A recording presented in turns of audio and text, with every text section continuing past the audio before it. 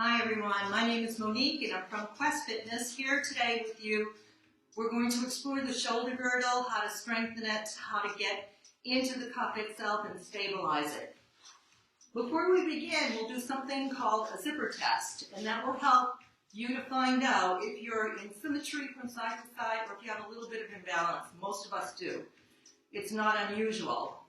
So to begin with, I'm going to turn my back to the camera and show you how a zipper test is done. I have a yoga strap here, but you could use a belt. So if you've got a belt at home, you want to grab it now. You can put this on pause and then come back to it. So from here, I'm going to turn around, take my strap on my high arm, and then reach the back of my heart. Gently from here, we're not going to push range of motion. I want you to grab the lower part of the strap and just inch your hands together best you can. Don't worry about how close you come. It does not matter at this point. Keep the core strong, reach tall through the crown, and then gently from here, we're going to do the opposite side. So my left arm goes up. I let that strap hang. The right hand goes in half bind, and I gently inch my way up towards the top hand.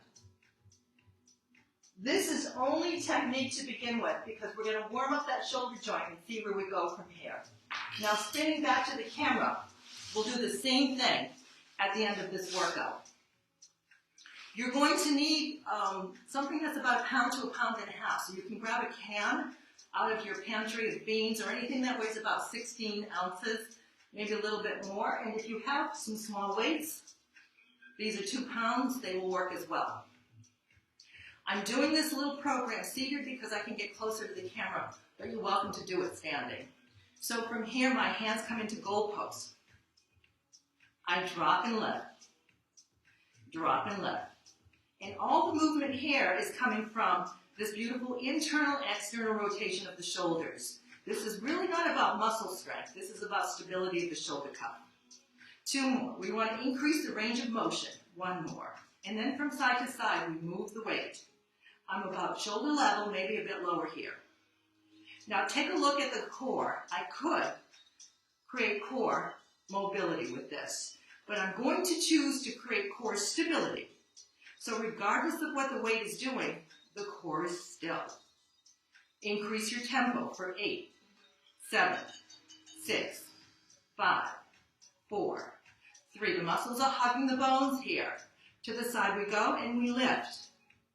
The lift feels as though my arms stop at the elbows. That's where I'm lifting from. So 4 more, 3 more. Your nice long arm, tiny little teacup circles back. 2, 3, 4, 5, 6, 7. Let's go side to side for another 8, 7, 6. Now stay solid in your core. 3 more. 2 more, stay to your opposite side and lift as though your arms end at your elbows. 4 more, 3 more. 2 more tiny little teacup circles with that long arm. 2, and again, muscles feel like they're hugging the bones. 4 more, 3 more, 2 more, 1 more, bring them in. Slowly drop them down. Take a nice roll. 8, 7, 6, big range here. 5, 4 more, and notice these are external rotations, not internal. 2 more, 1 more. Increasing the range a little bit more. I'm going to come back to cactus arms. From here, I hinge and then I drop low. So it's a more exaggerated internal and external rotation. So midpoint, low, midpoint, high, midpoint, low, midpoint, high. Let's do 5 more of those. I want you to do the best you can with range of motion. 3 more. Down, lift, and up. 2 more. Lift, and you may find that drop a little bit challenging in terms of range of motion, but keep working it. Now gently from here, go ahead and reach those shoulders up, drop those shoulders down. You're elevate. So you want to elevate the shoulders, then you want to depress the shoulders. Movement here is again in the front and back body, not so much the shoulders. Shoulders here are not the vehicles. They're the passengers. Give me 2 more. Lift and down.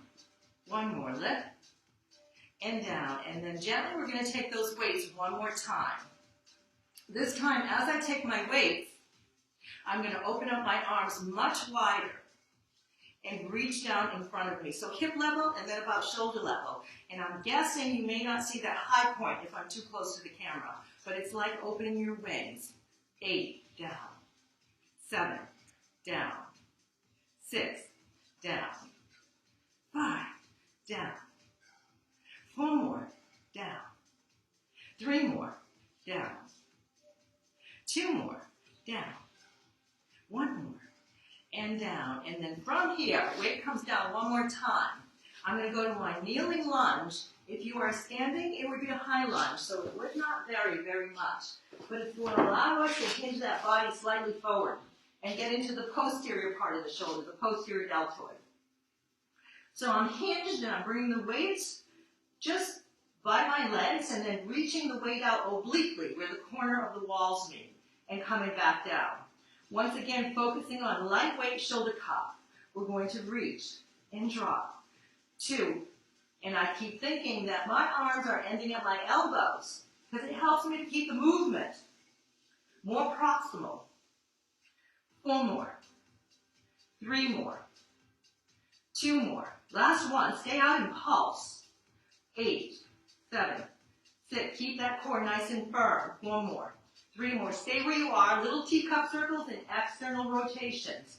3, 4, 5, 6, 7, 8. And just freeze and hold for 8, 7, 6, 5, 4, 3, 2. And take that down. I'm going to switch my lunge to the opposite side with you. And we're going to do another set with the posterior deltoid. It's a little bit more than the front of the shoulders, but the back is important in terms of strength. Same position, hinge forward. Now remember, if you're standing, you would just be in a high lunge. The movement would be exactly the same. Reaching out to the corners of the walls. 1, 2, 3, 4. And I know what you're saying. It's not heavy. It's not supposed to be. 4 more. 3 more. 2 more. Last one. Pulse out. 8, 7, 6, 5, 4, 3, 2. Tiny teacup circles, and don't hold any tension in your neck. 4 more. 3, 2, 1. Freeze and hold for 8, 7, 6, 5, 4, 3, 2, and come on down. Well done, everyone. Now we're going to explore a little bit more range of motion. So I'm going to go back to the first side and do huge external rotations of my shoulders. I'm going to hold my elbow to thigh if I need the support from my back. If I don't, I'm going to reach that arm out. My knee is tracking over second toe always, alignment. We're going to inhale, reach back. Exhale, pull forward. Inhale, reach back. Exhale, pull forward. Inhale, reach back. Thumb to the sky. Exhale, pull forward. Inhale, thumb to the sky. Give me 2 more. Reach. 1 more. Reach. And stay behind. Now cross over to the midline of the body. Bring it behind you and out to the side. In adduction, abduction. 5 more. 4 more. 3 more. 2 more. 1 more. We'll do the same thing on the opposite side. So switch your lead leg. Switch your arms. Support if you need it. If you don't need it, don't use it. Hinge forward. External rotation. Inhale. And reach forward. You may even notice here as you do this that there's a difference in range of motion from side to side. It's not unusual. Or one side just feels so much easier. 4 more. Circle. And out. 3 more. Circle. And out. 2 more. Circle. And out. 1 more. Nice big external rotation, reaching behind you. Abduct, abduct. All these range of motions will really guarantee that you will not lose the ability to move through the shoulder. 4 more. 3 more. One more, and then drop that again. Now we're going to repeat our zipper test, this time looking for symmetry from side to side. So before we do that, I'm going to come to the front of the camera. Follow me, please. My right arm, your left, up to the sky. Touch the back of your heart. Grab just above the elbow and come into lateral flexion. As you do this, draw that arm into your center so you can stretch your tricep. We need to fine lengthen these muscles. This is one of the muscle groups that's going to have to find length in the zipper test. Stay for 4 more, 3 more, 2 more. Now get nice and tall, and then bring the hand down the back of the heart as much as you can. Reach nice and tall. You'll feel that tricep lengthen. We'll do the same thing on the opposite side. So my left, your right comes up. I grab my arm just above my elbow, reach in lateral flexion, guide that elbow into length. You'll also feel a nice stretch in that side body, which is awesome. Keep stretching for 5 more, 4 more, 3 more, 2 more, and 1. And our next stretch is taking the hands and interlacing them behind us. Keeping the wrist to touch, arms go down and away, and then take an inhale here. Nice thoracic stretch, shoulders, chest. Let's stay for 5 more, 4 more, 3 more, 2 more, 1 more, and then gently bring the elbows right by your wrists. Keep them tucked and open and closed. This could also be done with light weight. But right now we're just finding the end range of motion. We'll do a couple more. Last one, everybody. And then keep those elbows tucked. Keep those hands pushing away behind you. And then lift the sternum up as you inhale. 4, 3, 2, and 1. Now with a little bit of heat in the body, we're going to repeat the zipper test. So I'm going to turn my back to you again. You'll need your strap or a belt. Either one works. And I will cue it. Hopefully you can still hear me when I'm turned around. Your strap up over the crown of the head. My right arm, maybe your left, I don't know, but bring that hand to the back of the heart. Left hand goes in half bind, we hinge, we use the yoga strap because maybe the fingers don't touch. If you have the ability to touch your fingers, you do it. If not, it's not a big deal. But I want you to feel the difference from side to side. We're looking for symmetry. Then gently release. Grab your strap or belt. Up over the crown of the head, touch the back of your heart. Reach the arm out and then in half bind, hinge. Use the strap to inch your way towards each other. If you're able to touch the fingers, you do so. If you are not able to touch the fingers, you notice there might be one big difference, a big gap on one side and no gap on the other. The goal is to shorten the gap. If there's a gap on one side, no gap on the other, that really shows some asymmetry, which the muscles, the spine, is going to compensate for. If the gap is the same on both sides, it might show there's not a lot of mobility, but at least it's symmetrical, so you're starting from the same point. Try and narrow the gap.